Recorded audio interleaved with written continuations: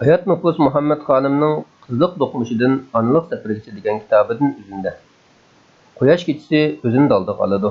Tepdi kechisi yo'q. Onaning mehri kecha kunduz, qish yoz vaqt tanlamaydi.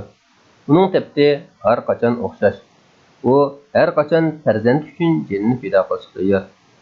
U har qachon farzand uchun yuragini sug'urib berishga tayyor.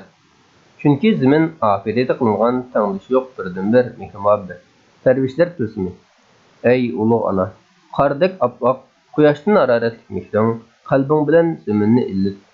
Аңа yo'riqliq, oqliq, pokliq, illiqlik ato qilgin. Bulunğuç qaqlardaki yetim misrlar to'nab qolmasin. O'zini ojiz, parvishsiz, panohsiz his qilmasin. Bu dunyoda faqat senla ularni illata olaysan. Bu dunyoda faqat senla ularni qutqiza olaysan. Bu dunyoda faqat senla ularga yo'riq ato qila olaysan. Dünya sening qo'lingda, sening parvishingda. Bizning rolimiz sening qo'lingda, bizning baxtimiz sening oyog'ingda.